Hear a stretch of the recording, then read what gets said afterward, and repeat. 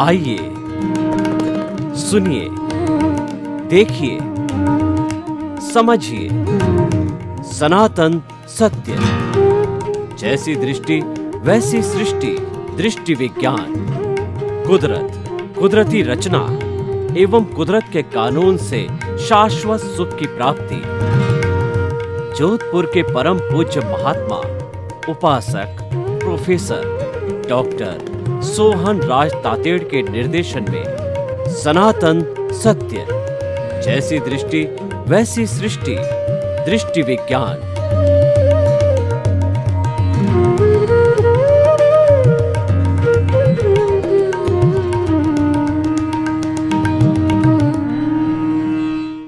आज का हमारा बहुत सुंदर जिन खोजा तिन पाइया, इसको मैं पूरा दोहा बोलता हूँ। जिन खोजा तिन पाइया, गहरे पानी पैठ, मैं बपूरी ढूंढन चली, रही किनारे बैठ। यानी कि मैं समुद्र के किनारे बैठ करके मोती पाना चाहता हूँ। मोती कहाँ तैयार होता है? स्वाति नक्षत्र हो और जो बरसात की बूंद है वो सीप के मुंह में गिरती है, तब जाकर के वो मोती बनता है। और सीप जो है समुद्र के अंदर बहुत गहरी गहरी रहती है। उस मोती को प्राप्त करने के लिए हमें गोताखोर बनना पड़ेगा, समुद्र में जाकर के गहरा गोता लगाना पड़ेगा, तभी मोती मिलेंगे। तो कहने का अर्थ क्या हुआ कि बिना परिश्रम के कोई भी चीज़ हासिल नहीं की जाती है। और परिश्रम करने के लिए कहा गया है कि practice makes a man perfect. Practice होती है वो व्यक्ति को परफेक्ट बना देती है। प्रैक्टिस करते करते जो मूर्ख है वो विद्वान बन जाता है और डाकू है वो सन्यासी बन जाता है। और ऐसे बहुत से उदाहरण हमारी भारतीय संस्कृति में मिलते हैं कि अभ्यास कर कर के कालिदास जैसा मूर्ख महान विद्वान बन गया, और वाल्मीकि जी और तुलसीदास जी जैसे प्रैक्टिस करके और वो जो है वो बड़े महान ऋषि बन गए, जिन्होंने रामायण लिखी, तुलसी कृत रामायण, वाल्मीकि रामायण। तो भाई और बहनों, हम ये कहना चाहते हैं कि पुरुषार्थ करने से सब कुछ प्राप्त किया जा सकता है। अब देखिए कि हम जो है पुरुषार्थ को दो भागों के अंदर बांटते हैं। एक पुरुषार्थ होता है रियल पुरुषार्थ और एक होता है रिलेटिव पुरुषार्थ। रिलेटिव पुरुषार्थ हमारे बाहरी जगत से जुड़ा हुआ है। बाहरी जगत में हम जितना भी काम करते हैं, जन्म लेने से मृत्यु तक के बीच के अंदर, जैसे कि गृहस्थी है तो उसके बाल बच्चे हैं, बाल बच्चों का पालन पोषण है, बाल बच्चों को पाँव पर खड़ा करने के लिए उनको धंधा करवाना है, उनको शिक्षा दिलानी है, उनके माता पिता है, माता पिता के स्वास्थ्य का ध्यान रखना है, और उसको अन्य अन्य जीवन के अंदर अचीवमेंट्स करने हैं, उनको जीवन के अंदर जो ध्येय बनाया है उसको पूरा करना होता है। तो ये सारा जो व्यवहार जगत में होता है ये पुरुषार्थ बिना नहीं होता है। पुरुषार्थ बिना कुछ भी नहीं होता है। देखिए हमारे सामने भोजन की थाली जो है रखी हुई है, परोसी हुई है, लेकिन जो है उस भोजन की थाली में से जो है कोर हम तोड़ करके सब्जी लगा के जब मुंह में डालेंगे तब जाकर के वो पेट में पच के और हमारी भूख मिटेगी। यानी कोई भी काम बिना पुरुषार्थ के नहीं होता है। हर काम में समय, श्रम और धन भी लगता है। कैसे लगता है? मान लीजिए कि मैं आज अभी स्टूडियो में आया, तो स्टूडियो में आने के लिए मुझे निश्चित समय पर आना था, तो मेरे को घर से लगा के स्टूडियो तक 10 किलोमीटर पड़ता है, तो 10 किलोमीटर आने में समय लगता है और श्रम करता है मुझे मेरा व्हीकल उठा करके चला करके और फिर आना होता है। ये श्रम हो गया। और धन का मतलब व्हीकल चाहिए, पेट्रोल चाहिए, तब जाकर के मैं पहुंचूंगा। तो हर गतिविधि मन वचन काया की कोई भी गतिविधि हो उसके अंदर जो है समय, श्रम और धन लगता है और उसके साथ साथ में पुरुषार्थ करना पड़ता है। अपने आप कुछ भी नहीं होता है। और जो हमने कल पुरुषार्थ किया था, यानी पूर्व जन्म के अंदर जो पुरुषार्थ किया था, उसका रिजल्ट हमारे को इस जन्म में मिल रहा है। वो हमारा भाग्योदय है, पुण्योदय है और हमारा जो उदय और प्रारब्ध है। Here lies the point. यहाँ समझने की चीज है कि एग्जाम तो हमने पिछले जन्म के अंदर दिया और पिछले जन्म के अंदर एग्जाम देते समय हमारे पास में पूरी सुविधा थी, स्वतंत्रता थी जो है एडिशन, अल्ट्रेशन, करेक्शन देने की। परंतु उदाहरण के तौर पर कोई बच्चा अगर एग्जामिनेशन में बैठता है, 3 घंटे का पेपर होता है और 2.5 घंटे में कर लेता है, तो 2.5 घंटे में पेपर करने के बाद में आधा घंटा बचता है। उसके मन में विचार आता है कि मैं इसकी वापस रीडिंग कर लूं और उस आंसर शीट को रीडिंग करके उसमें से कुछ जोड़ना, हटाना, करेक्शन करना, इस तरीके से वो करके और बेटर रिजल्ट कर देता है, उसको परिणाम और बेटर मिल जाता है। अगर वो पहले 2.5 घंटे पे ही जो है वह जो एग्जामिनर को आंसर शीट दे देता तो 3 घंटे पूरे हुए और स्टूडेंट ने वह आंसर शीट जो है एग्जामिनर को दी। एग्जामिनर का मतलब हो गया कि कुदरत को दी और उसका आयुष्य पूरा हो गया। तो उसके बाद के अंदर नेक्स्ट बर्थ में कुदरत है वो रिजल्ट देती है। यानी हमारा पुरुषार्थ पूर्व जन्म का था, ये सारा जन्म रिजल्ट का है, परिणाम का है। और ये परिणाम जो है के अनुरूप ही ये सारा कार्य कुदरत करती है। कुदरती साधन जुटाती है। कुदरत के पास में साधन जो है द्रव्य है, क्षेत्र है, काल है, भाव है और उसके बाद में काल, स्वभाव, कर्म, पुरुषार्थ और नियति, ये सब उसके सहयोगी है। उससे मिलकर के कुदरत संजोग जुटाती है और वह सारा कार्य होता है। अब देखिए कि यहाँ पर जो है पुरुषार्थ की बात है, तो हम जो है वो जो कुछ भी करते हैं पुरुषार्थ तो हम करते ही हैं और करना ही चाहिए, क्योंकि हमने पूर्व जन्म में पुरुषार्थ किया तो हमको इस जन्म के अंदर उसके अनुरूप ही रिजल्ट मिले। पुण्योदय हुआ तो हमारा भाग्योदय हुआ, पापोदय हुआ तो हमारे को दुख मिलेगा। तो इस तरीके की ये स्थिति जो है हमारे सामने आई। तो अब प्रश्न ये है कि पुरुषार्थ तो हमने किया है, लेकिन वो सारा पुरुषार्थ जो है अब हमारा जो सनातन सत्य का जो मुख्य उद्देश्य है वो शाश्वत सुख की प्राप्ति करनी, वो मुक्ति की प्राप्ति करनी। अगर हमारा लक्ष्य यही होता कि मात्र आपको इंजीनियर बनाना, डॉक्टर बनाना, चार्टेड अकाउंटेंट बनाना और जो है वो आपको जीवन के 5 इंद्रियों के सारे सुख उपलब्ध कराना, तब तो जो है हमारा वो रिलेटिव पुरुषार्थ भी सही था। पर हमारा चिंतन कुछ और है, हमारा ध्येय कुछ और है। हमारा ध्येय है शाश्वत सुख को प्राप्त करना। हमारा जो ये सनातन सत्य कार्य है ये कुदरती रचना और कुदरत के कानून पर आधारित है। यानी हमारा सारा बेस है, कुदरत है और हम किसी भी ईश्वर, धर्म, मंत्र, जप और जो है संस्था और फॉर्मेट और उसके बाद के अंदर कोई भी ग्रंथ किसी पे आधारित नहीं है।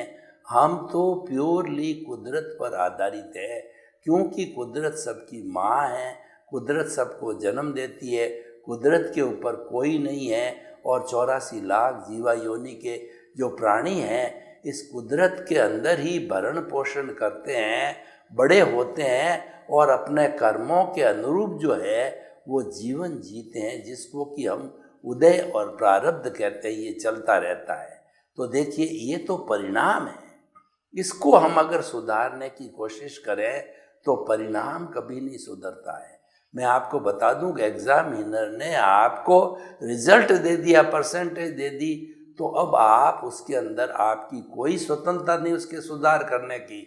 सुधार तो पहले करना चाहिए था, आंसर शीट को एग्जामिनर को देने के पहले नहीं कर पाए तो अब सुधार की कोई गुंजाइश नहीं है, सुधार के बारे में सोचना भी नहीं चाहिए। इसका मतलब मन वचन काया तथा उससे जुड़ी हुई हर अवस्था मात्र कुदरती रचना है और वह व्यवस्थित है, यानी वो फिक्स है, ये अवस्था है। तो अवस्था तो आती है जाती है, यानी अवस्था नाशवान है। अवस्था कभी भी परमानेंट नहीं हो सकती है। अवस्था होने के कारण, नाश होने के कारण हमको लगता है कि भोजन में सुख है और जो है वो साधन संपत्ति सत्ता और जो हमारा घर गृहस्थी धन दौलत और सारी सुविधाएं जो कि हमें उपलब्ध हो रही है उसमें हम सुख ढूंढते हैं। हो सकता है कि टेम्परेरी सुख आपको मिल जाए, भोजन आपने किया और भोजन के अंदर आपको तृप्ति हुई और आपको सुख मिल गया, लेकिन सुख बाहर की वस्तु नहीं है। सुख तो हमारी आत्मा का गुण है, सुख भीतर है और हम बाहर ढूंढते हैं, तो ये हमारी रॉन्ग बिलीफ है। तो हम इस रॉन्ग बिलीफ को चेंज करके आपको राइट बिलीफ देते हैं कि सुख तो भीतर है। अगर परमानेंट सुख को पाना है, शाश्वत सुख को पाना है, तो आपका जो प्रभु है उस प्रभु के से आप संपर्क जोड़िए और प्रभु से बात कीजिए, प्रभु को रिझाइए, प्रभु का गुणगान कीजिए। और जब आप प्रभु की भक्ति करने लगेंगे तो आपका जो कार्मण शरीर है वह शिथिल होने लग जाएगा। इन दोनों का आपस में रिलेशन ये है कि जो ही आपने चेतना पर ध्यान केंद्रित किया, जो ही कार्मण शरीर घटता रहेगा और आपने जड़ के ऊपर केंद्रित किया, यानी जो कुछ भी आपका भोग चल रहा है, भुगतान चल रहा है, जिंदगी भर चलता ही रहता है, आप उसके साथ में तन्मयाकार हो गए, आपका जो उदय और प्रारब्ध है उसके साथ में जुड़ गए, तो फिर आपका जो है राग द्वेष और बढ़ जाएगा और यानी कर्म शरीर बढ़ जाएगा। तो हमारे सनातन सत्य की बड़ी साफ साफ कैलकुलेशन है कि थ्योरी है कि जड़ को और चेतन को अलग अलग रखो, यानी प्रकृति और पुरुष को अलग अलग रखना और इतना अभ्यास कर लो कि ये अलग ही रहे। कभी जो है वो चेतन जड़ से प्रभावित ना हो, कभी भी पुरुष है प्रकृति से प्रभावित ना हो। वास्तव में क्या है, पुरुष तो अनंत ज्ञान, अनंत दर्शन, अनंत शक्ति और अनंत सुख का धाम है, लेकिन उस पर माया की कभी छाया पड़ जाती है तो वह जो है उस माया के अंदर फंस जाता है, उसके अंदर वो लुभावित हो जाता है। उस कारण से वो तन्मयाकार होकर के दुख को प्राप्त कर लेता है। तो हमें तो जो कुछ भी भुगतान चल रहा है वह भुगतान जितना भी है सारा मन से होता है, विचारों के द्वारा भुगतान होता है। कोई भी भुगतान हमको करना है, यानी किसी से हमें सेवा लेनी है या किसी को सेवा देनी है, तो उस भुगतान में सबसे पहले हम चिंतन करते हैं, यानी भुगतान सारा जो है विचारों के द्वारा होता है। तो अगर हम उससे मुक्त रहना चाहते हैं तो विचारों को बाईपास करो, यानी हमारा जितना भुगतान चल रहा है उस विचारों को लेट गो करो। वो तो आए हैं और आते ही रहेंगे क्योंकि भुगतान चल रहा है, तो हमें उसके साथ के अंदर नहीं जुड़ना है। जुड़ गए तो वो हमारा रिलेटिव पुरुषार्थ है और रिलेटिव पुरुषार्थ भी करना कोई बुरा नहीं है, परंतु आपको जो है इस जीवन का सार निकालना है। इस जीवन का सार ये है कि हम जो है चेतनामय हो जावें, हम हमारे कार्मण शरीर को पूरा शिथिल करके समाप्त करके और हम जो है वो शुद्ध चेतन स्वरूप में आ जावें, यानी मैं शुद्ध आत्मा हूँ स्वरूप में आ जावें। तो उस स्वरूप में आने के बाद में जो है जब संपूर्ण रूप से जो है हमारे को हमारे स्वभाव की जानकारी हो जाएगी, स्वभाव में रमण करने लग जाएंगे, तो वो हमारा कार्बन शरीर जो है संपूर्ण रूप से क्षय हो जाएगा, यानी उसको संपूर्ण निर्जरा कहते हैं, और थोड़ा थोड़ा क्षय होता है उसको आंशिक निर्जरा कहते हैं। तो संपूर्ण निर्जरा के माध्यम से जो है हमें ये जो कॉजल बॉडी मिली है उसको हम समाप्त कर सकते हैं। समाप्त कैसे कर सकते हैं? समाप्त करने के लिए हमको भेद विज्ञान करना पड़ेगा, यानी मूल आत्मा अलग है और कर्म शरीर अलग है, जड़ अलग है और चेतन अलग है।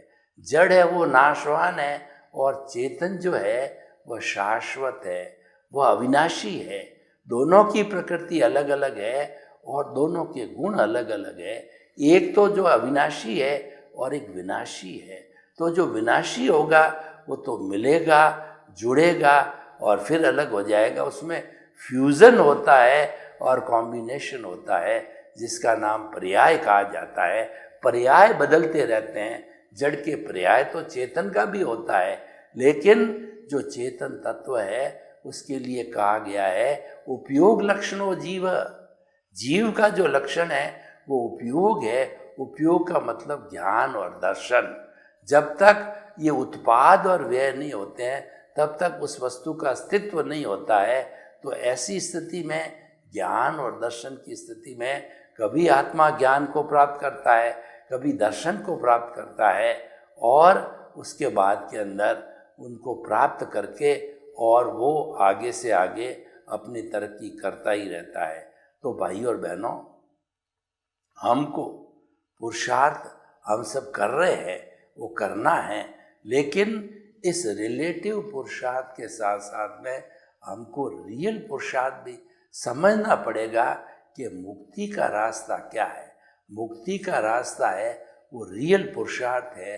तो रियल पुरुषार्थ के अंदर हम भेद विज्ञान करते हैं, शरीर अलग है, मैं अलग हूँ, और दूसरा क्या, ये जड़ है, ये चेतन है, ये आत्मा विनाशी है और जड़ है वो विनाशी तत्व है, और ये चतुस्पर्शी कार्बन शरीर के रूप में कर्म पुद्गलों के रूप के अंदर आत्मा के साथ में जुड़ा हुआ है।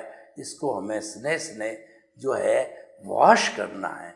वॉश करने के लिए हमारे पास में सबसे बड़ा जो माध्यम होता है वो माध्यम है संवर। संवर का अर्थ होता है त्याग पचकान करना, और संवर का सूक्ष्म अर्थ होता है कि इस लोक के किसी भी प्राणी को किंचित मात्र भी कष्ट न देना। ये जो उसका सूक्ष्म अर्थ है संवर का। और हर संवर के साथ में जो है निर्जरा अवश्य जुड़ी होती है। तो वो निर्जरा जब थोड़े समय रहती है तो आंशिक होती है, और धीरे धीरे जब हमारा अभ्यास बढ़ता जाता है ज्ञाता दृष्टा बने रहने का, और उसके बाद के अंदर हमारे को जो है वो भेद विज्ञान का अभ्यास होता रहता है, तो हमारा ये जो चेतन तत्व है ये प्योर होता जाता है, और हमारा जड़ तत्व कार्बन शरीर है वो धुलने लग जाता है। हर परिस्थिति में हमारे को कार्बन शरीर को धोना है। जो कि राग द्वेष है वो कषाय है, और जो कि कर्म शरीर है, कॉजल बॉडी है, लिंग शरीर है, उसको धोना है, उसको संपूर्ण वाश करना है। तो इस तरीके से हम आपको बताना चाहते हैं कि हमारा जो जिन खोजा तिन पाइयाँ, इसका अर्थ है कि हम जो है वह कठिन परिश्रम के साथ में खोजते रहेंगे तो मंजिल अवश्य मिलेगी। देखिए, एक चींटी होती है, चींटी मुंह के अंदर दाना डाल के शक्कर का, और वह ऊपर जो है उसका घोंसला जो है दीवार के ऊपर है, तो चढ़ती है और गिरती है, चढ़ती है और गिरती है, लेकिन वह कभी भी निराश नहीं होती है। तो निराश न होने की वजह से जो है वह अपने गंतव्य जिस स्थान पर चढ़ना होता है वहाँ चढ़ भी जाती है, और वो जो खुराक लेकर के आई है अपने जो है जो उसमें चींटी के बच्चे होते हैं उनको प्रोवाइड कर देती है। तो आप देखिए कि हमें जो है वो पुरुषार्थ करने के लिए श्रद्धा और सबूरी की आवश्यकता होती है। सब श्रद्धा का अर्थ होता है सबसे पहले विश्वास होने के बाद में हमको जो है यह एकदम जो है हमको श्रद्धा हो जानी चाहिए, विश्वास हो जाना चाहिए कि चेतन तत्व जो है वह मूल तत्व है और उसी तत्व के साथ में रहना है। हम चेतन के का स्मरण करते रहेंगे तो हमारे नए कर्मों का बंध नहीं होगा। और इस जन्म के अंदर जो जो हम चार्ज कर रहे हैं, अच्छा कर रहे हैं या बुरा कर रहे हैं, बुरा तो करना ही नहीं चाहिए और अच्छा चार्ज करते रहते हैं, तो वह चार्ज जो है अगर हमारा नेक्स्ट बर्थ के अंदर किसी के साथ के अंदर जाता है तो वह उसके अनुरूप जो है भुगतान को प्राप्त होता है। तो भाई और बहनों, हम आपको बताना चाहते हैं कि जो है सफलता प्राप्त करने के लिए कठिन परिश्रम और पक्का इरादा होना जरूरी है। और ये सफलता दो तरह की होती है। जो हमारा व्यवहार जगत है वह सफलता प्राप्त करने के लिए जो है धर्म का सहारा लेता है और धर्म के अंदर जो है वो दोनों पुण्य और पाप जुड़े हुए होते हैं। तो अब प्रश्न ये है कि हमको शाश्वत सुख की नींव लगानी है और हम पुण्य पाप की नींव लगाने के लिए बैठ जाएंगे तो फिर पुण्य पाप तो हमें वापस जो है भटकाएगा मनुष्य गति के अंदर या देव गति के अंदर। तो उसके स्थान पर जो है हम रियल पुरुषार्थ को करें। तो हमारे कहने का अर्थ ये है कि जो कुछ भी चल रहा है उसमें हमें अपने आप को जोड़ करके रियल पुरुषार्थ की श्रेणी के अंदर जोड़ करके और हमारा आत्मिक विकास करना है। तो इसलिए ये हम आसानी से जोड़ सकते हैं इसके अंदर। उसके लिए हमारा दोनों तरफ का प्रयास होना चाहिए, क्योंकि जो है खाली एक स्थान के ऊपर समुद्र के किनारे बैठने से मोती नहीं मिलेंगे। मोती के लिए भरसक प्रयत्न करना पड़ेगा, क्योंकि वो बहुत महंगे जो है वो मोती होते हैं। तो भाई और बहनों, अब हम आपको ये बताना चाहते हैं कि ये जो है आज का हमारा जो पुरुषार्थ है या उदय है या भाग्य है, वह भाग्य जो है वह आगे जा कर के और फिर जो है नया चार्ज होकर के दूसरा भाग्य बनता जाता है। तो ये श्रृंखला चलती रहती है, लेकिन केवल घुमाने वाली जो क्रिया होती है उससे तो हमारा कोई विशेष फायदा नहीं होगा, क्योंकि वो सारी चीज़ रिलेटिव है। तो हमें तो जो है वो अपना जो मुख्य कार्य रियल पुरुषार्थ है उसके ऊपर कंसंट्रेट करने की ज़्यादा आवश्यकता है कि जो हमने जो यहाँ रह कर के और अर्जित किया है उसके साथ साथ में हम जो है रियल पुरुषार्थ की ओर देखें। रियल पुरुषार्थ के अंदर कोई क्रिया की आवश्यकता नहीं होती है, क्योंकि क्रिया होती है वो फिर नाशवान होती है। हर क्रिया नाशवान होती है। तो मैं क्रिया की बात नहीं कह रहा हूँ, मैं तो समझ डेवलप करने की बात कहता हूँ कि हमें इस तरीके से समझ डेवलप करनी चाहिए कि शरीर अलग है और आत्मा अलग है। साक्षात हमको अलग दिखाई देना पड़े और उसके साथ साथ के अंदर जो हमारा जो जो वो पक्ष है उस पक्ष को भी देखना होता है और हमें शुद्धिकरण की अवस्था को प्राप्त होना होता है। हमें मुक्ति को जाना होता है।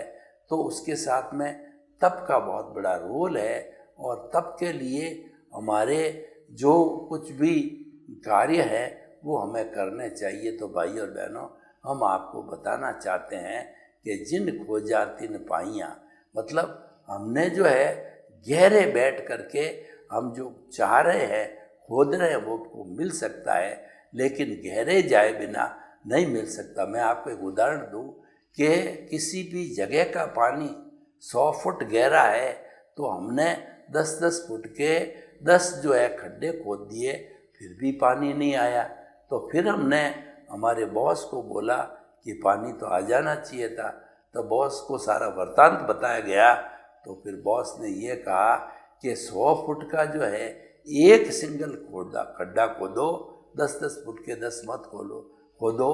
तो जो है 100 फुट का एक जो है लंबा जो है खोदा गया तो जो है वो मशीन के द्वारा, तो रिग मशीन के द्वारा तो खोदे जाने पर उसी जगह जो है वह 100 फुट पे हमको पानी मिल गया, जबकि 10-10 फुट के 10 टुकड़े हमने बना के रख रहे थे और हमेशा जो है उनका हम जो है भरण पोषण कहिए, पानी पिलाना कहिए, वो करते रहते हैं। तो मेरे कहने का अर्थ ये होता है कि हम जो है वो मिलजुल करके और अपने जीवन को अच्छा बनावें, सार्थक बनावें।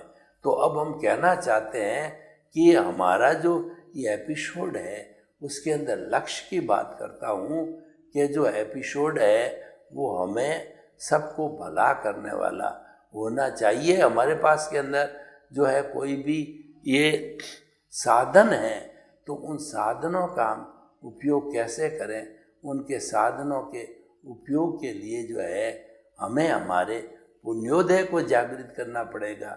और जब पुण्योदय जागृत हो जाता है तो साधन भी नए नए मिलने चालू हो जाते हैं। तो हम ये कहना चाहते हैं कि हमें जो है जिन खोजा तिन पाइयाँ, यानी जो है नया कुछ खोजने के लिए हमें जो है परिश्रम करना जरूरी होता है। सर्वे भवन्तु सुखिनः, सर्वे सन्तु निरामया। लोक के सब जीवों को सुख मिले, शांति मिले, आनंद मिले, प्रेम मिले और सब हम हिलमिल करके इस जगत के अंदर जो स्वर्ग को जमीन पर उतार लाएं। आपके प्रति मंगल भावना।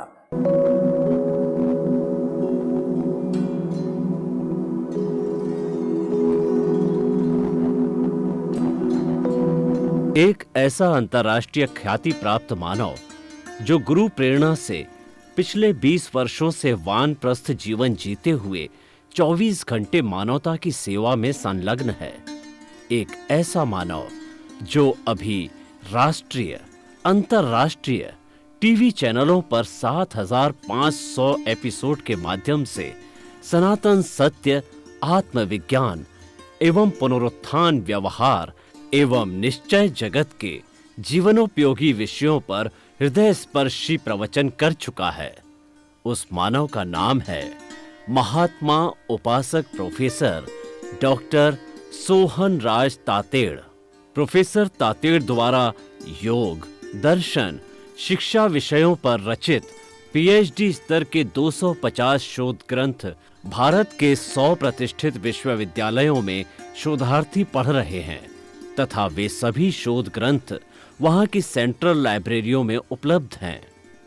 महात्मा सोहन राज ने अभी तक हजारों स्कूलों, कॉलेजों, विश्वविद्यालयों एवं संस्थाओं में सेमिनार, वर्कशॉप, कैंप लगाकर लाखों विद्यार्थियों को योग, दर्शन, शिक्षा का प्रशिक्षण देकर उन्हें सुसंस्कारित किया। डॉक्टर तातेड़ ने भारतीय संस्कृति उत्थान के 4000 से अधिक समसामयिक विषयों पर आर्टिकल लिखकर ऑनलाइन जर्नल, पत्रिकाओं, वेबसाइट्स पर प्रकाशित किया, जिसका उपयोग लाखों पाठक कर रहे हैं। उपासक तातेड़ के 5000 से अधिक आज का सुविचार, आज का शुभ संदेश, आज का मंगल भावना योग आदि चिंतन websites, Twitter, blogger, Facebook, YouTube माध्यमों से लाखों लोग अपना जीवन निर्माण कर रहे हैं। मानवता के मसीहा ऐसे महामानव महात्मा सोहन राज तातेड़ के प्रोफाइल को अभी तक विश्व के 20 लाख दर्शक यूट्यूब पर, 12 लाख गूगल पर एवं लाखों दर्शक फेसबुक, ब्लॉगर, ट्विटर और इंस्टाग्राम पर देख चुके हैं।